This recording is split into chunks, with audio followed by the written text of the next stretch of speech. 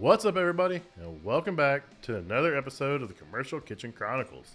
I'm your host, Pat Finley. I am a lead and master certified technician at General Parts Group, and I'm a certified special trainer. Our goal is to shine a light on what we believe to be one of the most interesting and rewarding industries a field service technician can work in. We love the work we do, and we are glad you're here listening to this podcast. In this episode, we feature the crew from Blue Collar Talent Scouts, Woody, Dan, and Michael. Tune in, see what they have to say. What's up, everybody, and welcome back to another episode of the Commercial Kitchen Chronicles. I'm your host, Pat Finley. Tonight, I am flying solo, but I do have three very special, beautiful guests here tonight. We have the crew from Blue Collar Talent Scouts. Now, if you haven't seen these guys around, they do talent scouting a little different, and I'll get into how I met these guys here in a little bit. But I want to welcome Wood, Michael, and Dan to the show, and let's get into it, guys. What's going on? What's going on, Pat? Thanks for having us. Appreciate it. I'm thrilled, man. It's been a long time coming. I know we talked about this probably about a year ago when we did. We first had a video chat when I wanted to beat up on Michael for some reason. That was right when he first started working for us. Yeah, that was like my first couple of weeks full time. Yeah. I can't remember exactly how it went, but it was something like, "Hey guys, you got a sec?" Yeah, I was like, what do I say to this guy? Yeah. Can I handle this okay? Or am I gonna get fired? He showed up in the food repairs rooms and groups in Facebook and started posting this stuff, and like he was posting like looking for people for certain areas, and as soon as he said the name of the city, I knew who he was working for, and I was like, okay. So I started beating him up. I was like, "Who are you working for? What's it pay?" And I just started, doing little questions. And I picked on him. I was beating up on him. I was pretty rude to him, pretty much an asshole. Like he came back and he was polite. He was nice about it. He handled it a lot better than me because if someone was talking to me like that, I'd have been like, "Who the F are you? Why are you bothering me? Go somewhere else. Block." That'd have been the first thing I did. But he actually handled it really well, and he explained himself. And here we are a year later. They're on the show. But it was fun. It was I think twice about how I interact with people now because thank you. Look at you, Mike. You're a trendsetter, buddy. That's awesome. But we had a meeting, and we talked about what sets Blue Collar Talent Scouts apart. So you guys want to get into your background. You don't look like normal talent scout guys. I mean, look at Wood's beard, man. That's right. You don't see guys. You don't see talent recruiters like this. Generally, it's a young person fresh out of college, wearing a nice shirt and jacket or whatever, and they don't know the industry. So let's get into your guys' background. Well, I used to own a haunted house, and we didn't see beards like that in the haunted house either. So yeah, you're lucky now, man. I'm just kidding, buddy. I know you are. So let's start with Michael. You're the newest one to the group here, correct? Yeah. Okay, so what's your background, man? What do you know about the trade? Come on, Mike. It's like we rehearsed, buddy. It's like we rehearsed. I did not do HVAC or any of those. I was actually a heavy equipment operator for a couple of years. I was in the Army for a short period of time before being medically discharged. But while I was there, I was fortunate enough to receive formal training from the Army on how to operate heavy equipment, excavators, dozers, motor graders, all of that, anything you would see on a development site. So I did that for a few years when I got out. And that's kind of the only skill trade besides some landscaping that I've done. But Well, you're not a college guy come straight out and trying to sell a used car on a job, because that's what I think of.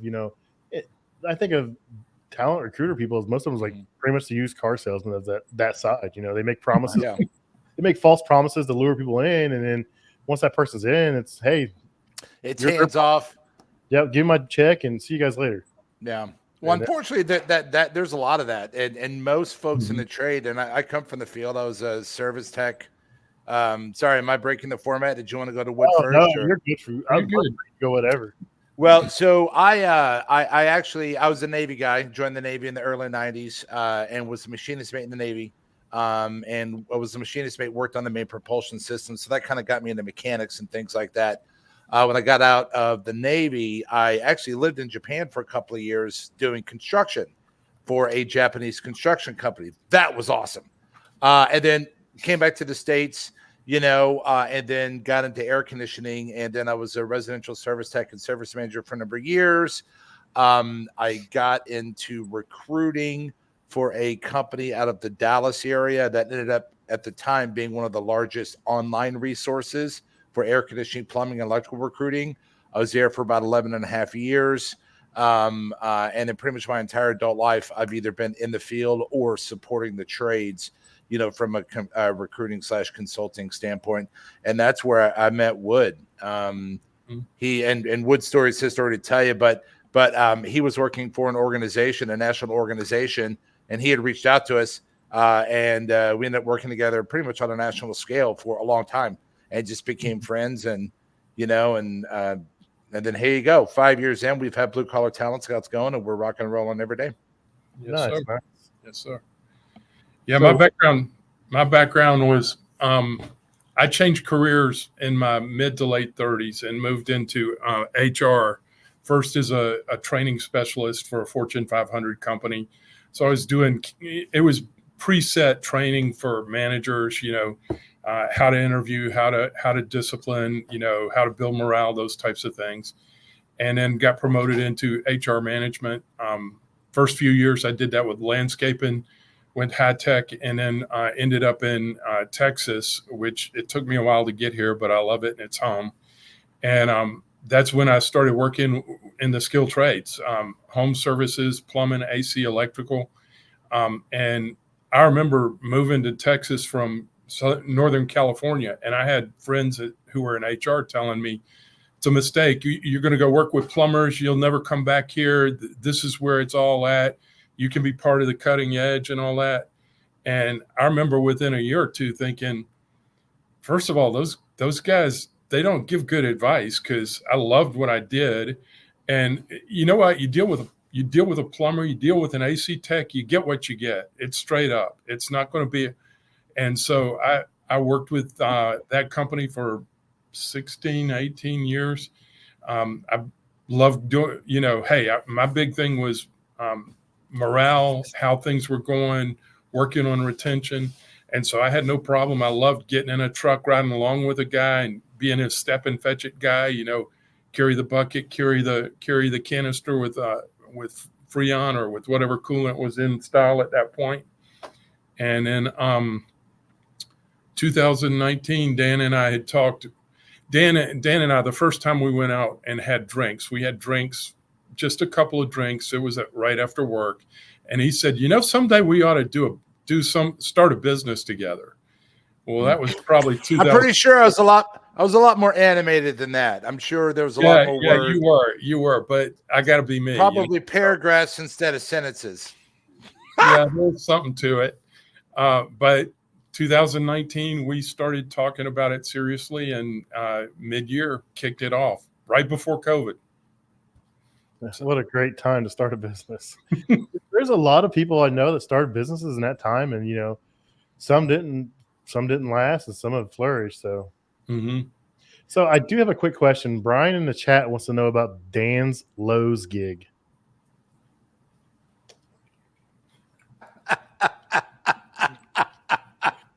Is this going to be safe for the air? Or? Yeah, that's an excellent question. Okay, so I think it is. So I have hobbies like everybody else does. I have a lot of energy. I get real excited. Even though I'm pushing 50, I still have the, kind of the enthusiasm of a 15-year-old. And I just like doing things. And I used to own a professional haunted house for a long time. It was actually a nationally rated haunted house, endorsed by all these famous people. It was really cool. And I also do amateur comedy. So I do stand-up gigs, from time to time in different places, and for the most part, my goal is to be funny and not shocking for shock's sake. Well, I thought it'd be funny to do a bit about working at Lowe's, and this is actually a bit that now there's a couple swear words. You okay if I use a couple swear words, Pat? You're fine. So here's exactly how the bit went, and this is completely true. My wife was mortified when she found out. I told her, I said, "Hey, listen, I'm gonna get a part-time job." She goes, "Why?" And I said, "Listen, I'm just trying to get some extra money." This is years ago. So I went to a Lowe's out of our area, right? And I'd walked in and I had interviewed with a gentleman, and I wasn't 100% sure what I was going to do, but I know I wanted to do something. And it was this guy. He was a younger guy. You could tell he was in college. Nice enough guy, but kind of an arrogant person. So I'm like, okay, so I definitely want to work for him for sure. He said, all right, here's what we're going to do. We're trying something new, because whenever I interviewed, I told him that I was a former tradesperson. And he goes, well, what we're trying to do is we're trying to make it so that we have greeters when customers walk in that have trades experience, so they can show them the areas they need to go to. I said, okay, cool, not a problem. Well, his arrogance was it was definitely apparent. You could definitely tell, that he was really, really, really proud of what he did, and not necessarily the job, but proud of his background in college and all that kind of stuff. And I kind of felt like he was looking down on me a little bit. So I was like, all right, well, let's have some fun with this guy. And I purposely kind of downplayed my personality a little bit. He goes, here's what we're going to do. When customers walk in, you're going to say, welcome to Lowe's, and you have to pause for 3 seconds. It's critically important. Welcome to Lowe's, and he would count, pause, pause, pause. Can I help you find the plumbing section? Welcome to Lowe's, pause, pause, pause. Can I help you find the landscaping department? Whatever it might be. And I acted like I was super, super shy. And I said, oh, gosh, I don't know if I could do this. I could talk to people I know. He goes, well, why don't you shadow me for a couple of days? I said, okay, that's fine. I'll do that. So the first day, I was standing right next to him. He was wearing his red vest. I was wearing my blue vest, or vice versa. I can't remember. Whichever vest was red, it was almost as red as Wood's beard, right? It was almost Bama red, baby. Almost Bama red. So I'm sitting there, standing next to him, just looking at him like I'm in elementary school. I'm like, well, okay, welcome to Lowe's. Pause, pause, pause. So when it was my time to go up, it was the 4th day. I clocked in. I walked over to him. I acted really nervous. I said, gosh, I don't know if I can do this. He goes, all right, look, just remember, talk to people like you would want them to talk to you when you come into the store. And I said, okay, I think I can do it. He goes, and don't worry, I'll be right over here. So if you need me, I'm just right here. I said, okay. And he goes, and don't forget, welcome to Lowe's. I said, okay. So as luck would have it, the very first group of people that came through, it was a gentleman about my age, probably mid-40s, with what I think was his wife and teenage son. They were walking in. Then I started to act really nervous, and I started to act like I was not really hyperventilating, but kind of nervous. And I looked over at him, and he goes, so I said, okay. And as soon as he got close, I said, welcome to Lowe's, motherfuckers. Do you want to see some toilets and shit? And he freaked out, dude. He completely freaked out. The customer was laughing. His son was laughing. His wife didn't know what was going on. He pulls me off the floor, and within 30 minutes, I'm talking to the HR rep that's there on site. And as she's giving me my exit interview, 30 minutes after that happened, she asked me, well, why do you think we're letting you go today? And my response was, oh, because I didn't pause after saying welcome to Lowe's.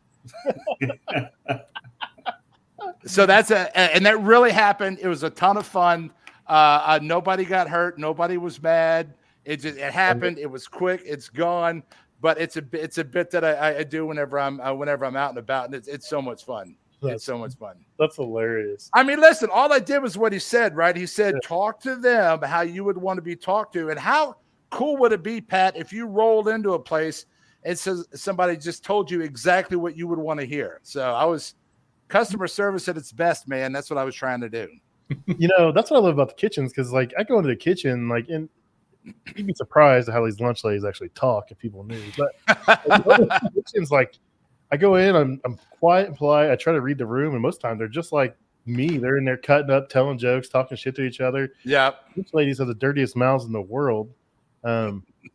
It's a fun environment. So yeah. I just try to treat people how I want to be treated, and hopefully it works out. So that's funny. That's good. Rock and roll, man. Absolutely. So you guys, what all industries do you cover? I see Michael all the time in the food service world, because that's kind of where I hang out. That's Michael's a beast. We primarily cover anything related to HVAC, plumbing, and electrical, which obviously includes refrigeration, rack systems, commercial cooking equipment, steam tables, high-powered laundry machines, or not. I guess maybe laundry machines. Machines. Yeah, dishwashers, things like that. we have dipped our toe into a few other verticals. We have worked with motor winding organizations before, believe it or not. And if you take a step back and think about it, some of these mega motors are $40,000-$50,000 motors, and you don't just buy a new one. You actually have a professional come rewire it or rewind the motor windings. And so we've dipped our toe in there. There's a few other verticals. We have our eye. Any organization has a whiteboard of industries you want to get into, but we focus on the ones that we know we're the best at: HVAC, plumbing, electrical, which would include commercial cooking equipment as well. Sweet. That's really cool. Yeah, it's like I said, man, the greatest part about you guys is you guys are just, blue collar guys, cutting up, having fun. You're not the normal recruiter. And once I got past the fact of, that I was an asshole and you guys like that, it was pretty fun to talk to you. We're kind of used to it. Most people are, until they realize. I mean, it's like we learned real quick, Dan and I, that first year, if someone asked us if we were a recruiter, if we said yes, that was it. They were hanging up on us, No, I knew that from forever ago. I mean, I've been in the recruiting. Well, both women have been in the recruiting world forever. I'd be answering the phone, and I'd be talking to a plumber, and I'd be asking, legitimate questions. Hey, have you gone through your dollhouse test here in Texas? That's part of the journeyman's test. I'd ask them questions about how they would reline a home, or how they would check a main line for a belly, and they'd talk along, and then they'd say, Are you a recruiter? And at first I said, well, hey, 100% honest. Yeah, I am. Okay, click. That was it. So I learned real quick to just say, hey, I'm a consultant, but I've been in the trades for over 15 years. And that kind of at least got me the time to explain what we did. Yeah, I get it. I get why people hang up the phone on recruiters. It's funny. One thing that I know you're going to touch on, because I've listened to pretty much all of your shows ever since we first met you when you threw Michael off the top ropes, But and I love your show. It's awesome. It's chill. It's one of my favorite podcasts. It's one of the fun things I do. Well, and so I know you're going to touch on it because you typically do, but the trades are really starting to I mean, the spotlight is really starting to shine on the trades, and one thing that we talk about quite a bit, in our day-to-day travels, and if you want to get into it later, we certainly can, is that we try to help point high school and junior high kids, not necessarily derail them from going the college route, but if they're unsure of what they want to do in life, they don't have to go into college debt just to see. They can explore the trades, and still make a great living, a white collar living, in a blue collar world. And I say that to say this, in the white collar world, nursing, attorneys, doctors, any type of white collar suit and tie professional job, it is a very common practice for someone to have a recruiter on speed dial. And to them, a recruiter's not a bad thing. A recruiter's a good thing. Recruiters, if they're good at what they do, they typically know the hiring manager at organizations. 90% of the jobs you want are not posted online, or if they are, when you apply, you have to go through the rigmarole of whatever that process is for each company, which is always different. And so it's never a bad thing in the white collar world to have recruiters attached to you. So we're trying to do the same thing here in the blue collar world as well. I mean, we're not trying to do anything other than help facilitate connections from folks that are in the field doing a phenomenal job that are just not happy where they are, or if they're looking to move to another place in the country because they're legitimately moving, or they're coming back home. Maybe they're coming back home to Dallas because they want to support God's team, the Dallas Cowboys. Listen, I'm not doing this for you. I'm doing this for everybody out there who loves the Cowboys, because I get it. I'm a Cowboys fan too, right? So anyway, we try to help facilitate those connections, and recruiters have gotten a really bad name because the lion's share of the recruiters in this space have never done the job before. They've never turned a wrench. You mentioned it as well. Their personal game is off. They'll see Bob, they'll place Bob, they see Bob as a paycheck, and then they bounce. Well, that's not how we are at all. It's a big world, but it's a small niche industry, and we're definitely in this for the long haul for sure. So, well, the trades guys, I think we've been looked down upon for so long. Yeah, I think the schools, sure. I think the school's done a bad job to the trades for years. They push this: if you don't go to college, you're nothing. You're not gonna make anything unless you go to college, man. Dude, I make probably more money than just about 99% of the people I went to school with. There you go. Yeah, dude. Word for sure. But and then it just seems like, I'm not fair to probably recruiters, and I mean I'm not fair to recruiters. Let's just be honest. I mean that's Michael. But most of them don't understand what we do. They want to talk us into a job, and then well, look at a guy like Michael, right? Part of it too, though, sorry, go ahead, part of it too is they see you as an item to fill a ticket, mm-hmm. And the one thing that we love, I mean, we're a small business, right? And Dan and I, with starting it, we kind of set the rules. Listen, I know there's recruiters out there that if you call in or you submit an application and you have no experience, but you've gone through trade school, they are going to call you. And if you do get them on the phone, they're going to hang up on you. We have probably a 5-minute conversation with a guy at that point, with a lady that's just starting out. Hey, the jobs that people pay us to fill, they're not going to be ones that you can fill. You got to have some experience. But here, let me give you 3 or 4 things you can do to get there. And if there is a connection, and we do get that, Michael's got a client down in Austin that will hire people that are straight out. He just wants them to have their EPA. You know what? We've placed 3 or 4 there because Michael's taken the time. I've taken the time and then passed them on to Michael. And they're actually in the trade a little bit more because of that. Because that first job, especially if you go to a trade school, and some trade schools are great and some are junk. We could talk about that if you want to. Yeah. But it's where even the good ones, there's such a thing that that first job is tough to get. Well, and they make promises they can't keep. I think it's the same thing a lot of recruiters do. They make promises they don't have to keep.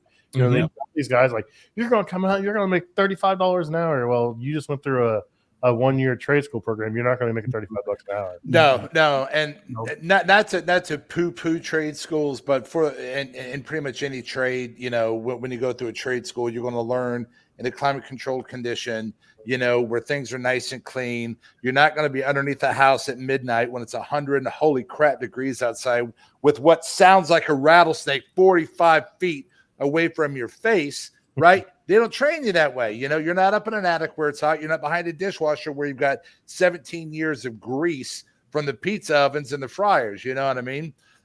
So you're definitely right about that for sure. I try to tell guys, if you want to go to trade school, go work a week or 2 in a job in that field.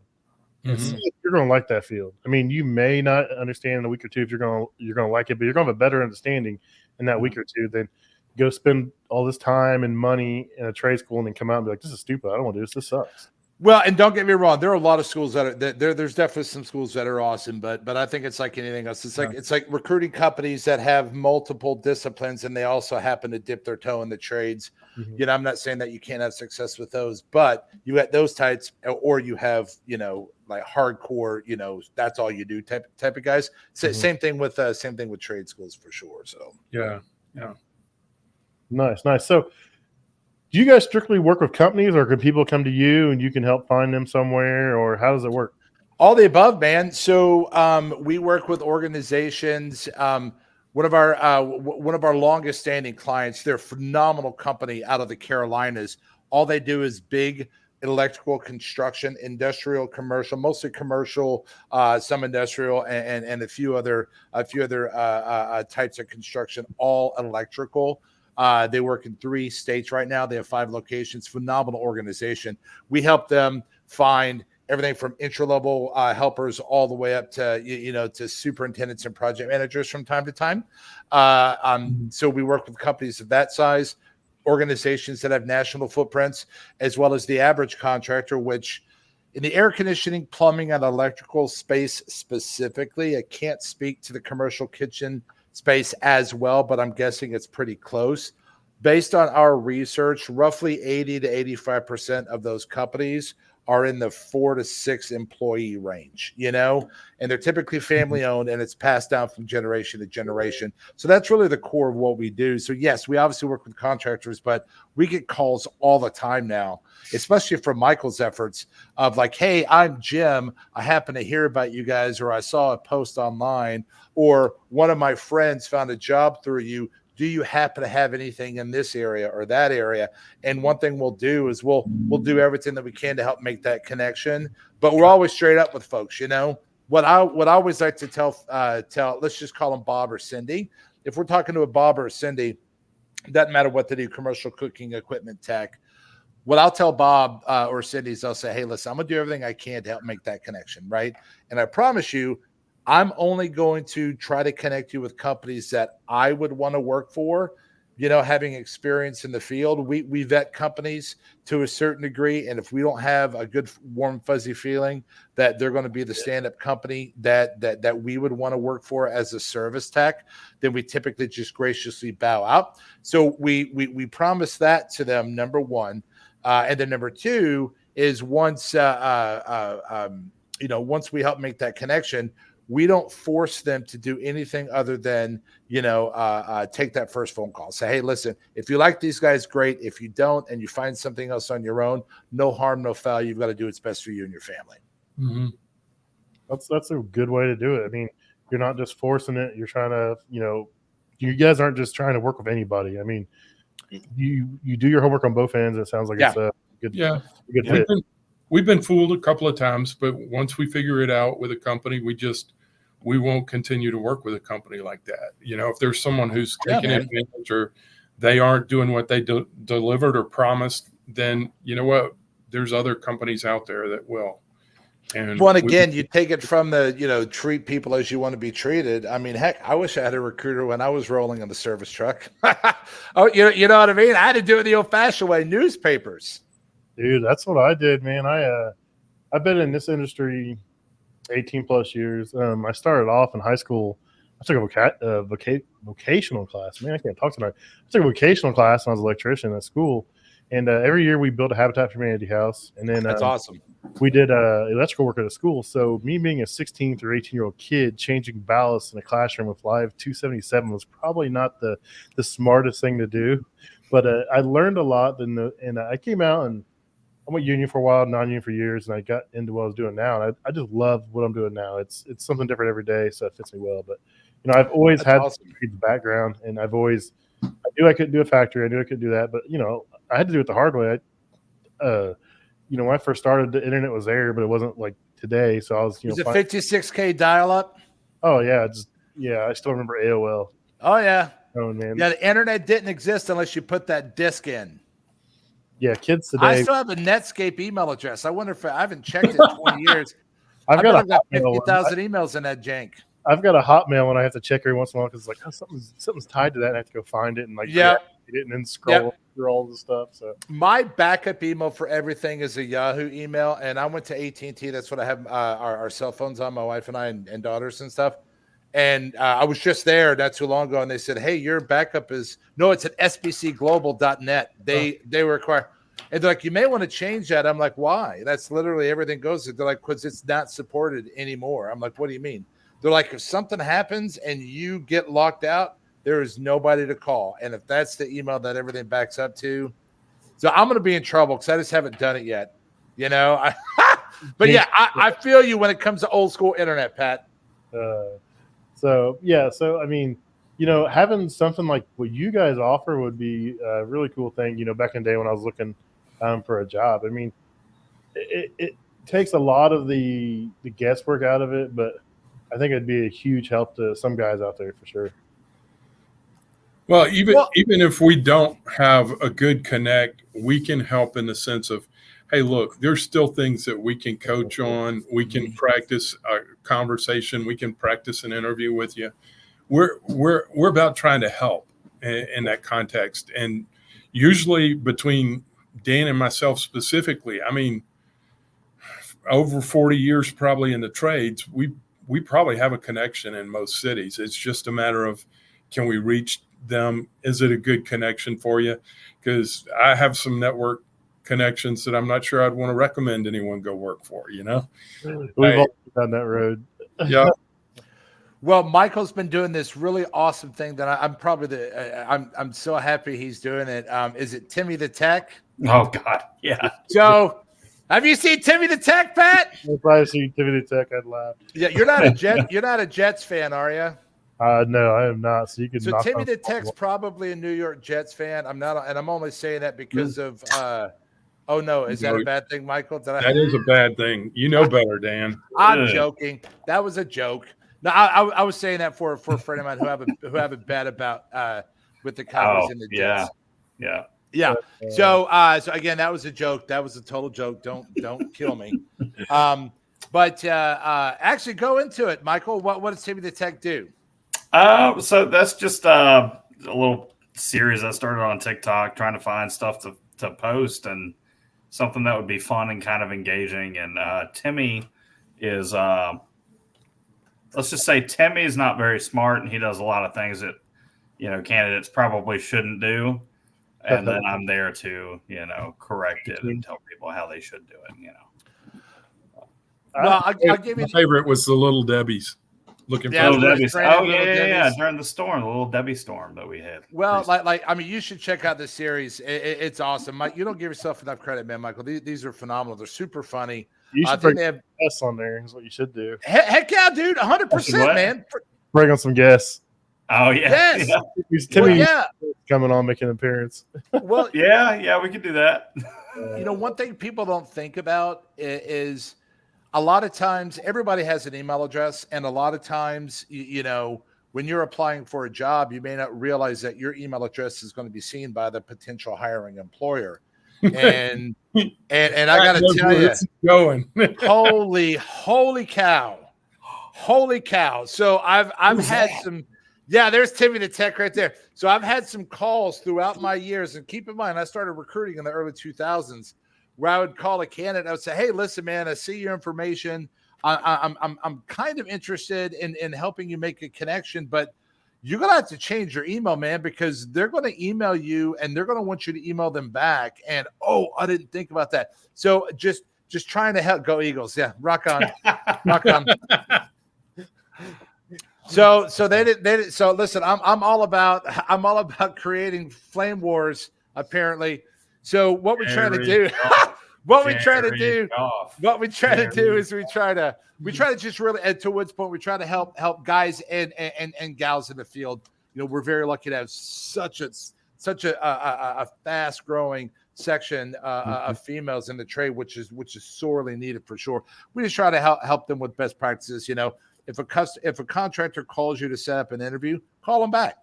If you get a call from a number that you don't recognize and you just applied for a bunch of jobs, that's my favorite one. Say hello. Don't say, "What do you want?" You know what I mean? Again, Timmy the Tech, goes over all that. So just best practices. Yeah. Might want to think about your voicemail too. Hey, what's up? I'll call you back if I feel like it. I can't answer the phone. I'm too busy drinking beer. Yeah. Absolutely. That's funny. So you guys coach them too, so that's really cool. Well, you have to, because think about what we do. I mean, what we do, Pat, it's critical. It's critical stuff, especially commercial cooking equipment, right? Because you guys, most people may think, and this is what one of my favorite parts about your space specifically. Most people think about what you do if they're just in the civilian world. They think about that as being it's like a local pizza joint or an Italian restaurant or a Chinese restaurant. No, not necessarily. It's school systems, it's hospitals, it's nursing care facilities, right? You guys take care of everything. You guys are the ultimate backstage pass folks, right?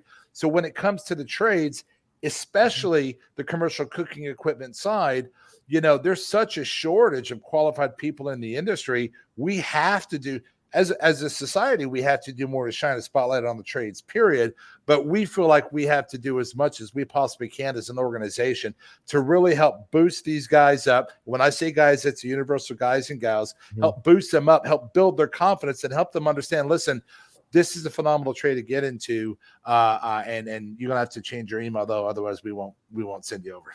Yeah, that's our main goal with this. I started this off as kind of like, we're going to talk about stuff, and it's kind of like morphed and transitioned into like growing this industry, sharing, what we do, and bringing our industry to the forefront, because everyone knows what an HVAC guy does, electrician does, a plumber does, but no one understands what I do.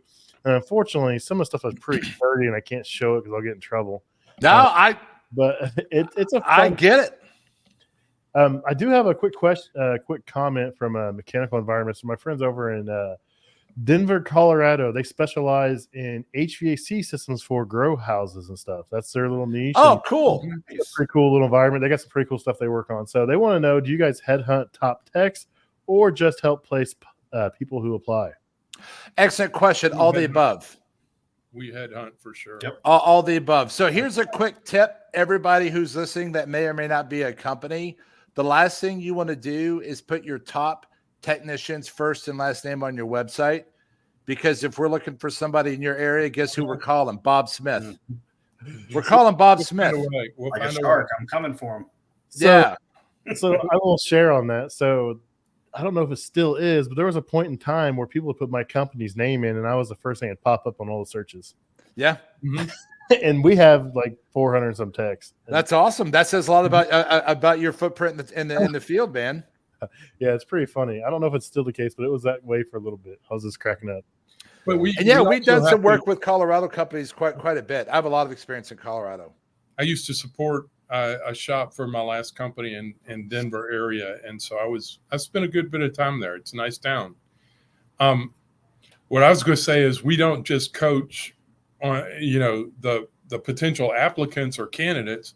We also have to coach employers, because I remember the first time back in 2003, 2004, I'd hear one of these managers talk about, well, we used to just put an ad in the Chronicle, that's the Houston paper, and we'd have plumbers lined up down the sidewalk there, and they'd have their tools with them ready to get in a truck and run calls. And I'd look at them like, when's the last time that happened? Yeah. Because they're not used to it. And so some of the habits that came with that, hey, look, we only want to look at guys whose resumes are complete, make sure there's no misspellings, all of this kind of stuff. You can't do that anymore. And it is sort of frustrating. I know Michael's hit a couple of times recently. Great candidate, just not the best. The best candidates have the worst resumes, unless their wife or someone writes it professionally for them. It's true. We'll talk to our clients. Hey, look, if we send you someone, we've screened them. We'll give you our feedback, but if you're only going to look at the resume, you're probably going to miss out on a good candidate, because a lot of times the resumes aren't that great. And they'll say, it's sort of like in your initial orientation, everyone goes, yeah. And then a week later, it's like, well, we saw that he's only got 2 years experience. No, he doesn't. We told you in our cover that this guy's got 7 years of experience, and he's been doing this, and this, which is what you say you need. And oh, by the way, he's open to working for the kind of money you want to pay. Well, it's too late. I mean, they've already made their decision. Well, think about this, Pat. In the commercial cooking equipment space specifically, right? If let's say that I'm a tech rolling on a service vehicle, if I'm good at what I do, am I desperate for a job? No. Oh, Nope, no. not at all. Right. Same thing with all blue collar verticals, right? So that's why it's really critically important for us to be here as a recruiting source for them, because if they're not happy where they are, right, they may not have 2 or 3 hours a day to go through every job posting online. They may not have 2 or 3 hours a day to network with everybody they know. Hey, are you guys hiring? What's the pay? What's this? What's that? That's another reason why we're here, to help support the field. Because if they call us and we happen to have some connections, we'll definitely hook them up.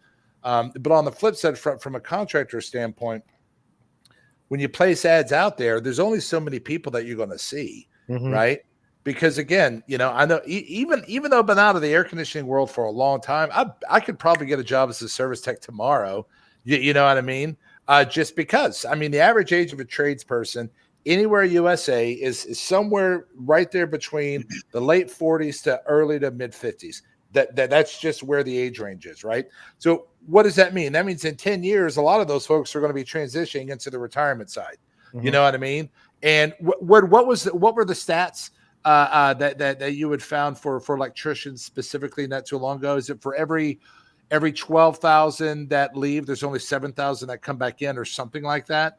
It's something on that order. It's like it's a little over half step into the industry for the number that are leaving. Yeah. So every morning that we wake up, as an industry, all across the blue collar verticals, we wake up with a deficit because more and more companies are coming online every day.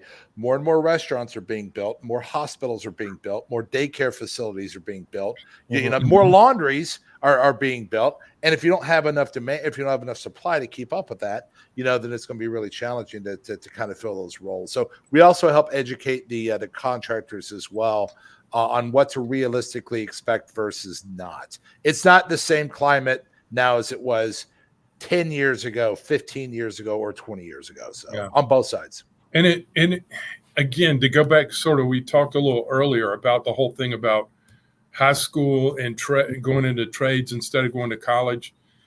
You know, I do a lot of research on this because we'll get in front of junior high and high school students here in Texas pretty regular. The average debt for someone coming out of college in Texas is $28,000. That doesn't sound like a whole lot compared to what it could be, but it's still a lot of money when you consider most people take 10 years to pay that off if they pay the full payment every month, you know? And along with that, it's where those individuals come out of college and they can't make the kind of money that most of the guys who are a good plumber or a good AC tech can make here now. So it's like, you got to think in terms of alternatives. You got to have that as part of the deal. Plus, you know what? I know people, hey, when I worked high tech manufacturing in Silicon Valley, I started at the back end of the boom, the .com boom. 9/11 hits, it had already started to pop. That just exploded it. And so all of a sudden, there was all these jobs either disappearing or going offshore. You know what? You can't offshore a job. You can't send a job for a plumber, an AC tech, a kitchen equipment service technician to India or to China or to anywhere else. It's got to be here. And so there's some security there that, hey, even if you don't work out at one company because you don't like them or they don't like you, you know, maybe it's the politics, maybe it's the football team, who knows? But at the same time, there's going to be a half dozen companies that'll talk to you, and you're going to find some place where you're a good fit. And oh, by the way, if you do well for 10, 15 years, guess what? You probably got the opportunity to run your own company if you want to. So, yeah, it's a wild market, especially in my industry. You know, at one time they were saying like 8-1. I don't think it's 8-1, but it's ridiculous. It's just, you know, for the guys leaving, the guys coming in, and everywhere you go, there's a new restaurant popping up. There's a new school. There's a new hospital. There's a new nursing home. They're building everything so fast, and everything has competition in it. And you can, if you are good, okay, you can be average, do the bare minimum, and make really good money. Yeah. Like, you can, and if you want to be like me and study and do everything you can and be the best you can make really, really good money. I'm not just telling that to people, you know, to push this, but my job's not hard. I have fun, and I just like learning stuff, and it's paid off. And, you know, I've got 2 boys. My oldest son, he's going to turn 22 next month. Oh, congratulations, man. He's been you here. don't look that old. I'm 42. I started. No, yeah, you look a lot older than 42. I've got a 23-year-old daughter. I've got she just became a licensed massage therapist. Hey, rock on, dude. And then I've got a 21-year-old son. He'll be 22 next month, but he's worked with us for over 2 years. He owns a house, drives a brand new Bronco. He's engaged. Awesome. 22 years old, 0 college debt, has plenty of money in the bank account. Trust me, I see it still. And then, yeah, I think we're right there. My youngest, I've got a 23 and a 27. Sorry, go ahead. And then I got an 18-year-old. He graduated this year. He's been working with me a little over 3 months, and he's got a bunch of money saved up. He's going to go buy a sports car at 18 years old. He thinks he's going to park it in my barn, but he's got another thing coming. It's sitting outside. But I mean, I'm not against school. I mean, go there with a purpose and focus and study. Yeah. Don't go there to party, to experience college, because you're not going to get anything out of it except for debt. Well, here's the thing, right? Whenever we go, and actually, before I say anything, I have to address somebody. I don't know if you saw it or not, Pat, but somebody was asking about your red beard, if it's real. Oh, somebody had asked. You're the biggest Bama fan in the history of mankind. Well, right? You know the best part about being gray, because this is more natural than this, is you can be whatever color you want to be. That's right. But if he's the biggest Bama fan in the history of mankind, so it's Bama Red. I've been a Bama fan since I was 8, and that means it's over a half a century now. So I don't know if I can count that high. Sure you can. Bama fans can't. My favorite. I deserve that one too. My favorite college team is North Central Texas College. It's badminton. So, because I went to the Navy, I was in the Navy when I was 17. So I didn't. No, but we don't necessarily. When we go into high schools and junior highs, the first thing that we tell kids is, look, we're not saying college is bad. That's not what we're saying, right? If you already have a scholarship, if you already have something set aside for college, if you already have a roadmap, like if your family is a career veterinarians or whatever, and you have to have that degree. Like both of my daughters, they actually. Texas loves their honorably discharged veterans. So both of my daughters got their degrees to be teachers through the Hazelwood Act, which is awesome. So both of my daughters have their degrees because they had to be in order to be teachers. That's what they wanted to do. So what we don't say is listen, college is bad. The only thing that we say is, listen, if you're undecided by the time you hit 11th grade and you're not sure what you want to do, make sure. Yeah, there you go, Megan. Definitely with you. If you don't know what you want to do, it is so easy for a 17-year-old to get $50,000 in debt in the blink of an eye without even realizing that that's the only debt that you cannot hit the atomic reset button on. I know there's been a lot of chatter about it over the last couple of years about this and that, but the reality is that's one of the only debt profiles that you can't hit the atomic reset button on as far as bankruptcy. So, and most of these folks don't understand that. So we're not saying college is bad. All we're saying is this: if you don't already have a strategic plan and the finances for school, then at least consider the trades, because think about the commercial cooking side of things as well, right?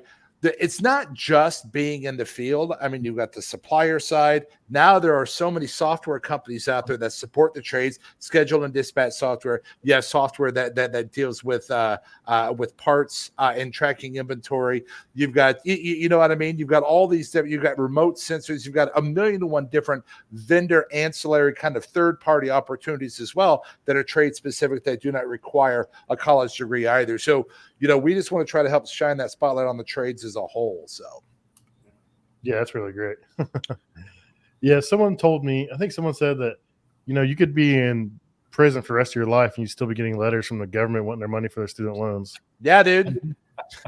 Yeah. Absolutely. That's funny. Oh, sorry. It's been more than 7 minutes. Oh, no. Well, listen. All I got to say, like the top tech, I just want to use the Cowboys as an example, right? They may not. I'm just kidding. All right, I'll do that later. I've got a really awesome Cowboys bet. It's only 14 and a half minutes long. Oh, no. But it is a joke. They are a joke. Oh, wow. No, I'm a glutton for punishment. I really am. Either you love the Cowboys or I hate the Cowboys, but anytime somebody says most teams are like, oh, okay, that's whatever. So, and I like stirring up the pot a little bit. We had a guy from Dallas. We had a guy that's on here from Dallas, and he's a huge Cowboys fan, and he's so disgruntled about them that he won't even wear a Dallas Cowboys hat. He just wears a hat that says NFL on it. Oh, because last weekend? Oh, trust me. In general, he's just like, this is. Oh. He's like, how could you guys spend this much money and be this damn bad? Well, look, I know every year that we're going to mess up in the first part. Listen, I'm not saying I'm a bandwagon guy, but I know every year that the last time I went to the Super Bowl, I was on the USS Blue Ridge, somewhere out in the middle of the ocean off the coast of Japan, right? Best part of the Cowboys is the cheerleaders. So, actually, it's funny. I made a bet with a guy. His name is, and I think, Pat, I'm not sure if you've met him or not. You probably have. His name is Everett.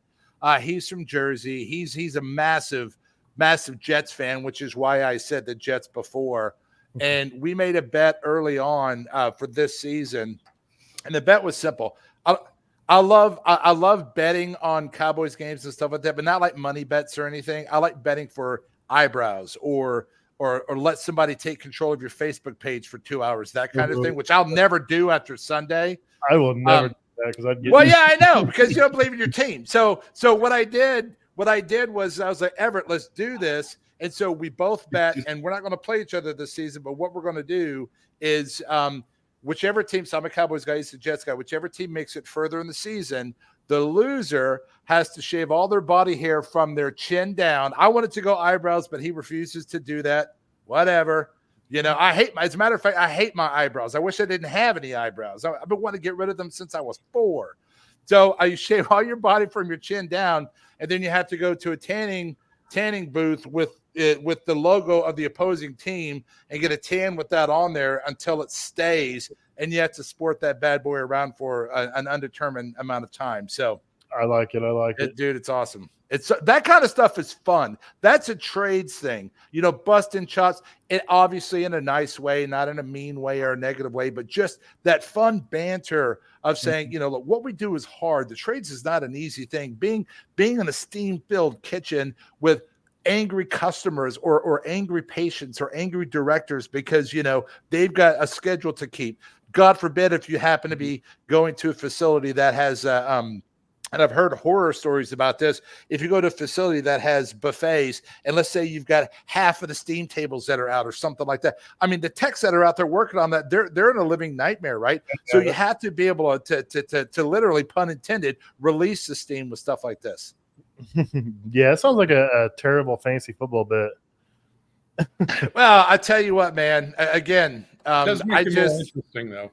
I just, you know, I love having fun. I love having fun. And, you know, everybody says life is short. I believe it's the longest thing you're ever going to do. So if you don't have fun, then shame on you. And this kind of stuff's fun for me. So we're getting close to time. I want to make sure you guys get to talk about, you know, how people can get a hold of you, where we can find you guys at. And I know you can stalk Michael on Facebook. He loves it when people give him a hard time in groups. He really does. The harder, the better. It's actually pretty fun, honestly. Especially because they think that you're going to respond in like a negative manner. And then when you come back with this professionally written, perfectly okay way to tell them they're, you know, wrong, it's pretty entertaining. Dude, and then you get to be on their podcast a year later. I should bring it. I should go find it and bring it up. It's probably actually, Pat, if it's okay, I think Megan had chimed in just a little while ago about saying, there you go, right there, bingo. Hey, Megan, we would love to chat with you for sure. If you're open to reaching out to any one of us, you know, we can set up a time to talk. It's getting time to where we're going to start being in schools again. And if we can get, you know, like maybe a short video clip or an audio clip of you at least telling your story. Yeah. So if nothing else, we can share it with these kids. You know, again, the goal is not to discourage anything. It's just to help broaden their horizons a little bit. Give them an additional option. Yeah, man, for sure. I love seeing the fact that you guys are getting in front of school kids too. That's really cool. You know, we have so much fun doing that. You're not just out there. Yeah, you're not just out there talking to people. You're getting involved with the community and spreading the word on the grades. That's really cool. We absolutely love it. Every time we do it, Dan coaches everyone in the room to call me a boomer. That's right. I've done a couple school trade shows or like career days, and I had fun. Like the first one I did, my youngest son was a senior, and he knew he was already getting in his job, and he hung out with us all day. But like little kids would come by and I had some tools, and I started making some noise with the tools, or I'd start, you know, giving them a hard time or goofing or knocking off the table in front of them, you know, get them to stop and slow down for a second. And I had a lot of fun doing it. And, you know, some of the kids didn't care less, and then some were really interested. And they're like, oh, what do you do? And I'd show them some videos and stuff I do. And, oh, that's dirty. I'm like, well, you know, dirty jobs pay a lot of money. And what is it? I think this translates to every single blue collar vertical. Dirty hands equals clean money, baby. Oh, yeah. Dirty hands equals clean money for sure. Yeah. So where can we find blue collar talent scouts at? Everywhere. Every social media platform. Blue collar. I'm trying to make sure that you can find us everywhere. On Facebook, Twitter, LinkedIn, InstaFace, TwitterBot. Our website is bluecollartalentscouts.com. Across the top of that, it's got the icon links to every other social media that we're on, and we're pretty much on all of them. LinkedIn. Michael has started to take over a lot of the posting, but I was doing that for a long time. He's hipper, so it's better that he's doing it. So well, here's the thing. So what love Michael doesn't take out of Werther's, after every post. so I What? started. That was a joke, dude. Joke. I'm laughing.